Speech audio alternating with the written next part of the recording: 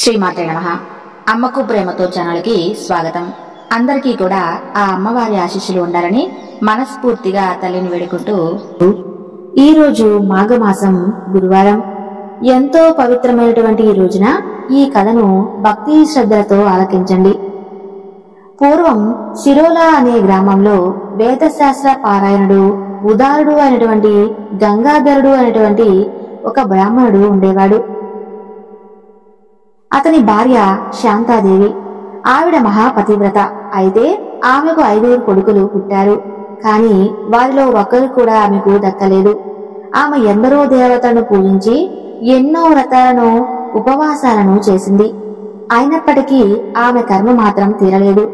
ఇక చివరకు ఆమె తన శోకానికి కారణము, నివారణోపాయం తెలుపమని చెప్పి తెలిసినటువంటి ఒక దైవజ్ఞాన్ని కోరుకుంటుంది. అతను, అమ్మా, నీ గర్భకోశానికి కారణం నువ్వు చేసినటువంటి పూర్వ పాపం. గర్భపాతం చేసిన, ఇతరుల ధనాన్ని అపహరించిన, ఆ తర్వాత జన్మలో పుట్టినటువంటి పిల్లలందరూ చనిపోతారు. నీవు గత జన్మలో రఘు అయినటువంటి ఒక బ్రాహ్మణుని వద్ద కొన్ని రూపాయలు అప్పుగా తీసుకుని అతను ఎంత బ్రతిమాలినా కూడా అతనికి తిరిగి ఇవ్వలేదు. అతను ఆ దిగులుతో ఆత్మహత్య చేసుకుని పిశాచమై ఈ జన్మలో నీ పిల్లలందరినీ కూడా చంపేస్తున్నాడు. కాబట్టి నీవు ఈ కర్మను అనుభవించక తప్పదు అని చెబుతాడు. పశ్చాత్తాపంతో అతని పాదాలపై పడి ఆ పాపానికి పరిహారం గురించి చెప్పమని అడుగుతుంది. అప్పుడు దైవజ్ఞుడు జాలిపడి, అమ్మా, ఆ బ్రాహ్మణుడు ఆత్మహత్య చేసుకున్నాడు. అతనికి శ్రాద్ధకర్మలు ఎవరూ చేయలేదు.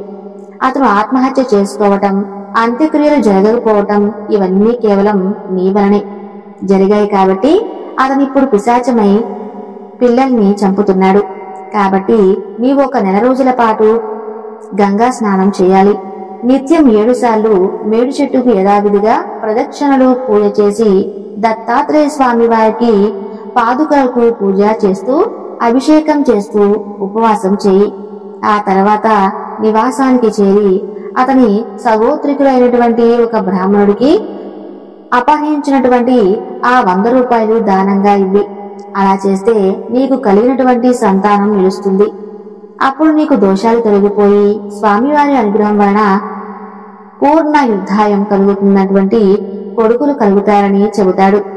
ఆ మాటలు విని శాంతాదేవి దీనంగా, అయ్యా, నేను శరీరంలో శ్రమించి మీరు చెప్పినటువంటి ఈ వ్రతాన్ని ఆచరించగలను.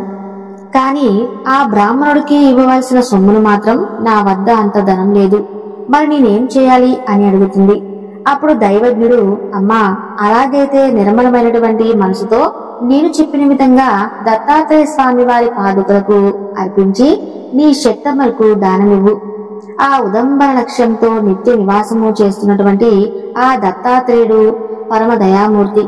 కాబట్టి నీ భక్తికి మెచ్చి పాప పరిహారం చేస్తారు అని చెబుతాడు.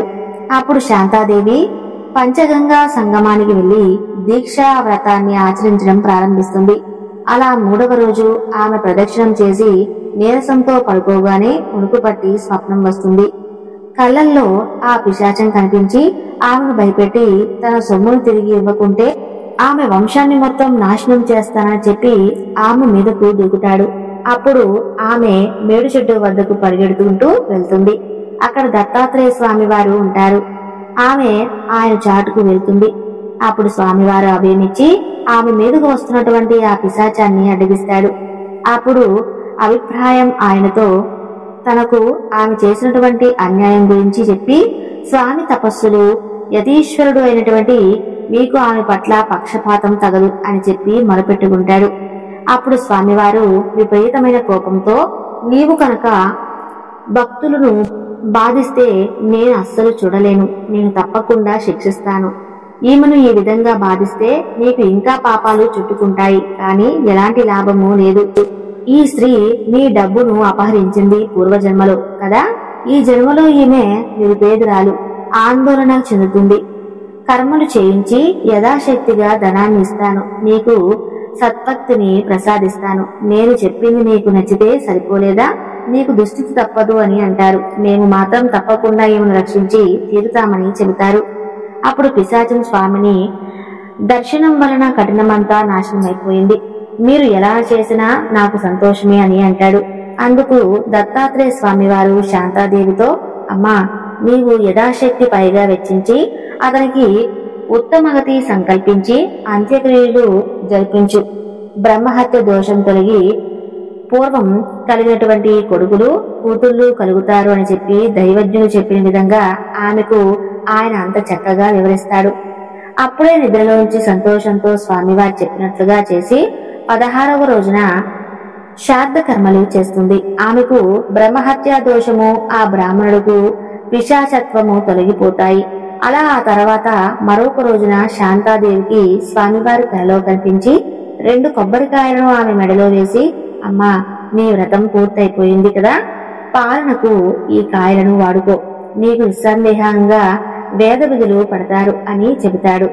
ఆమె నిద్రలేచి చూసేసరికి నిజంగానే ఆమె 2 కొబ్బరికాయలు పక్కన ఉంటాయి. ఇక ఆమె వెంటనే ఆ కల గురించి తన భర్తకు చెబుతుంది. ఆ దంపతులు కూడా ఎంతో సంతోషించి స్వామివారు చెప్పినట్టుగా ఆ కొబ్బరికాయలను పూజించి వాటిని పాలనకు ఉపయోగిస్తారు. ఆ తర్వాత కొద్ది కాలానికి ఆమెకి 2 మగపిల్లలు కలుగుతారు. పెద్ద పిల్లవాడికి 7వ సంవత్సరం, రెండో వాడికి 3వ సంవత్సరం రాగానే పెద్దవాడికి ఉపనయనము, రెండో వాడికి పుట్టు వెంట్రుకలు తీయించేలా చేయాలి అని చెప్పి ముహూర్తాన్ని నిర్ణయించి ఆ దంపతులు అన్ని ఏర్పాట్లు చేసుకుంటారు. అయితే ఆ ముహూర్తానికి ముందు రోజున పెద్దవాడికి అకస్మాత్తుగా జ్వరం వచ్చి మరుసటి రోజు సాయంత్రం సూర్యాస్తమయానికి అలా పిల్లవాడు చనిపోతాడు.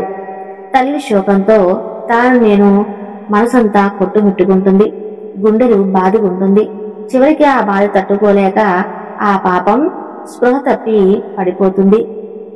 తిరిగి రాగానే ఆ బిడ్డను తలుచుకుని అతని శవంపై పడి ఇలా చూపిస్తూ ఉంటుంది. ఆయన ప్రాణరక్షకుడు, వంశోద్ధారకుడు అయినటువంటి నీవు మమ్మల్ని విడిచిపోయేందుకు నీకు అసలు మనసులా అంగీకరించింది? 5 బిడ్డలను పోగొట్టుకుంటుంది. నేను నిన్ను చూసిన తర్వాత ఆ శోకమంతా మర్చిపోయాను. స్వామివారు మరణించినందువలన నీపై నేను ఆశలన్నీ పెట్టుకుని ఉన్నాను అని ఈ విధంగా బాధపడుతుంటే అప్పుడు అక్కడ ఉన్న ప్రజలందరూ ఇలా ఆమెను ఓదారుస్తారు. అమ్మా, నీవు ఏడ్చినందువలన నీ పిల్లవాడు మరలా తిరిగి బతుకుతాడా? మృత్యుదేవతలను, ఋషులను, రాక్షసులను, అవతార పురుషులను కూడా విడిచిపెట్టలేదు కదా, మరి మానవులైనటువంటి మనము ఎలా తప్పుతుంది చెప్పు? నీవే ఆలోచించు, ఇలా దూషించవద్దు అని ఆమెకు నచ్చజెబుతారు. అయితే ఆ మాటలు విని ఆమె, నాకు దాపరించిన ఆ పిశాచీ భయాన్ని పోగొట్టి సాక్షాత్తు దత్తాత్రేయ స్వామి వారు ప్రసాదించిన ఈ ఫలం విఫలం అయింది. ఎందుకు అవ్వాలి? నేను కూడా ఈ బిడ్డకు తోడుగా ప్రాణమైనా విడిచిపెడతాను అంటూ ఎంతో పట్టుదలగా వారికి బదులు చెబుతుంది. ఇంకా దత్తాత్రేయ స్వామి వారిని స్మరించి, స్వామి త్రిమూర్తి స్వరూపమైనటువంటి మీరు సత్య సంకల్పమని చెప్పి నమ్ముకున్నాను. నాకు ఇదే విగతి.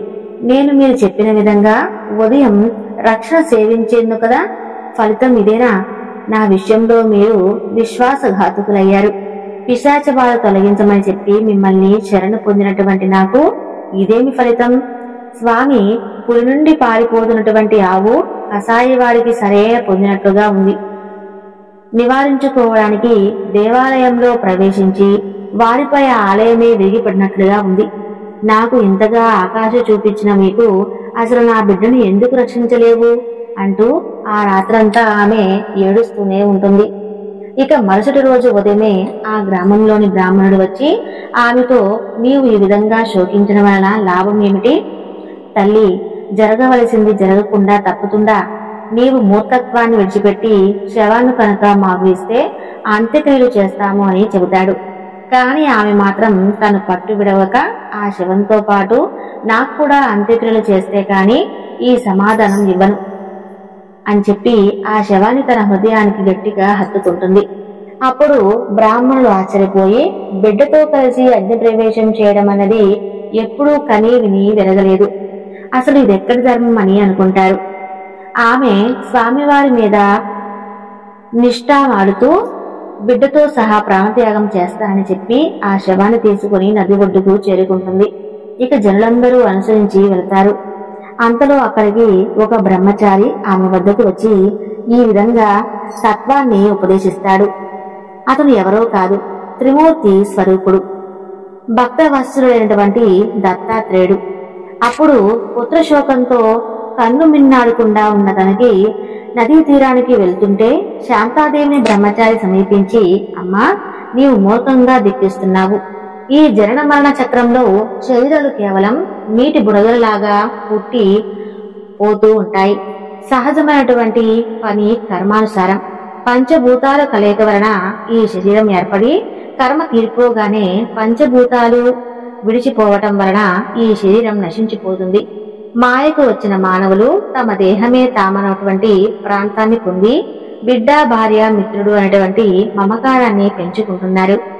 వారు సత్వగుణం వలన దైవత్వాన్ని, రజోగుణం వలన మానవత్వాన్ని, తమో గుణం వలన అధోగతిని పొంది కర్మఫల ఫలితాన్ని అనుభవిస్తున్నారు.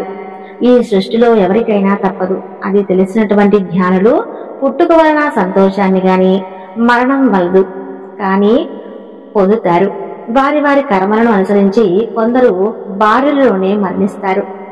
నిజానికి ఈ శరీరము రక్తము, మాంసము మొదలైంది దాడులతో నిండి మలినమైంది. బుద్ధిమంతులు ఇలాంటి శరీరాన్ని నిత్యము ప్రేమ అని చెప్పి భావిస్తారు. ఎన్నెన్ని జన్మలో ఎవరెవరి తల్లిలో, బిడ్డలో, భర్తలో ఎవరికి ఎరుక? ఇతని బిడ్డను భ్రాంతితో నీవు శోకిస్తూ ఉన్నావు. అమ్మ మమకారాన్ని విడిచిపెట్టి శాస్త్రవిధిని అనుసరించి అంత్యక్రియలపై వారికి ఆ శవాన్ని అప్పగించు అంటూ ఆ బ్రహ్మచారి ఆమెతో చెప్పగా, ఆ మాటలు విన్నటువంటి శాంతాదేవి, అయ్యా, మీరు కరుణతో నాకు ఉపదేశించినది ధర్మమే, కాని అది నా మనసులో కొంచెం కూడా నిలవడం లేదు. జనన మరణాలకు మూలం కర్మ అయితే భగవంతుని సేవలను ఆశిస్తున్నదేమిటి? పెద్దలు ఎందుకు చెబుతారు? నాకు పూర్వకర్మ దోషం ఉందని తెలిసి నేను స్వామిని సేవించానని అప్పుడు దత్తాత్రేయుడు నాకు అభయం ఇచ్చి వరాన్ని ఇచ్చాడు. ఇప్పుడు మరి నన్ను ఎందుకు ఇలా ఉపేక్షించాడు? రోగులు, వైద్యులు ఇచ్చేటువంటి మందుతో జబ్బులను తగ్గించుకుంటున్నారు. పేదవాడు శ్రీమంతుడు ఇచ్చేటువంటి ధనంతో కష్టాలను తొలగించుకుంటున్నాడు. అలాగే నేను ఆ దత్తాత్రేయుని సేవించి ఆయన ఇచ్చినటువంటి ఆలయాన్ని నమ్ముకోవటమే నా మూర్ఖత్వమా? ఈ నా బిడ్డ మంత్రి అవుతాడని ఆయన వరమిచ్చాడు. నాకు దాపరించిన పిశాచి భయాన్ని పోగొట్టి సాక్షాత్తు భగవంతుడు ప్రసాదించిన ఈ ఫలం విఫలం ఎందుకయింది? ఆయన యొక్క ఈ కీర్తి నలుదిశాలా వ్యాపించడానికై నా ఈ దేహాన్ని కూడా ఆయనకు సమర్పిస్తాను అని అంటుంది. అప్పుడు బ్రహ్మచారి, అమ్మా, అలా అయితే నువ్వు ఇక్కడ ఎలాంటి ప్రయోజనం లేదు. నీకు ఎక్కడైతే వరం లభించిందో అక్కడికే ఈ శవాన్ని తీసుకుని వెళ్లి అక్కడే అడుగు అంటూ ఉపాయాన్ని చెబుతాడు. ఆ తల్లి కూడా అందుకు అంగీకరించి శవాన్ని తన కొంగుకు కట్టుకుని గంగా సంగమంలో ఉన్నటువంటి దత్తాత్రేయుడు నివసిస్తున్నటువంటి ఆశ్రమం వద్దకు వెళ్తుంది. అక్కడ ఆమె పట్టరాని క్రోధవేషంతో అక్కడ పాదుకులకు తన తలను పట్టుకుంటూ ఉంటే రక్తంకారి పాదుకులు తడిసిపోతాయి. ఇక సాయంత్రం అయ్యేసరికి గ్రామంలోని అందరూ ఆమెతో, నీవు అనుకుని కర్తవ్యం గురించి ఆలోచించు. మరికొద్ది సేపట్లో సూర్యుడు కూడా అస్తమించేలోగా అంత్యక్రియలు తప్పకుండా పూర్తి చేయాలి. తమిక వాసన కూడా రాబోతుంది కాబట్టి దానిని మాకు అప్పగించు. అంతేకాక ఈ స్థలం ఊరికే ఎంతో దూరంలో ఉంది. ఏకాంతము భయంకరమైనటువంటి ఈ ప్రదేశంలో మీరింకా ఉండవద్దు అని చెప్పి వారందరూ తొందర పెడతారు. కాని ఆమె మాత్రం వారి మాటలను పట్టించుకోకుండా శవాన్ని మరింత గట్టిగా పట్టుకుని పాదములను తన తలను కొట్టుకుంటూనే ఉంటుంది. బ్రాహ్మణులు వేరే దారి లేక ఇక చీకటి పడుతుంది. ఇక్కడ దొంగల భయం కూడా ఎక్కువగా ఉంటుంది. కాబట్టి మనము మన ఇళ్లకు వెళ్లిపోయి రాత్రి ఉపవాసం ఉండి తెల్లవారాక శవ సంస్కారం చేద్దాము. ఈ శవం దుర్వాసన కొట్టినప్పుడైనా ఆమెను సంస్కారానికి అప్పగిస్తుందని చెప్పి అక్కడ నుండి వారు వారిళ్లకు వెళ్లిపోతారు. ఇక గంగాధరుడు, శాంతాదేవి మాత్రం ఆ శవంతో పాటుగా స్వామివారి సన్నిధిలో రాత్రి అలాగే ఉండిపోతారు. స్వామివారిని ఈ విధంగా వారిని కనిపెట్టి కాపాడి తరింప చేయడానికి క్షేత్రంలో వెలిశారు. భక్తుల పాపాలను హరించేటువంటి మహత్యాన్ని భరించడం ఎవరి తరమూ కాదు.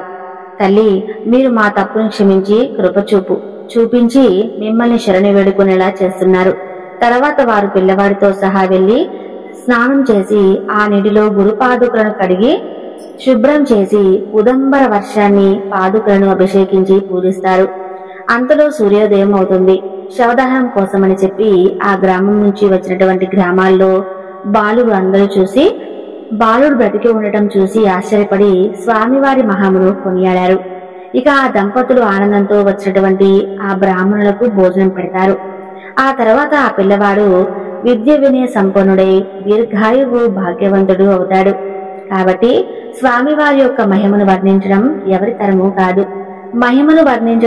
తరము కాదు. స్వామివారు మేడు చెట్టు మూలంలో నిశ్చయంగా నిత్య నివాసం ఉంటూ ఉంటాడు. ఆయనను భక్తితో సేవించిన వారికి కోరినవన్నీ నెరవేరుస్తాడు, సందేహము లేదు. అందుకే మేడు చెట్టు సాక్షాత్తు కల్పవృక్షమే.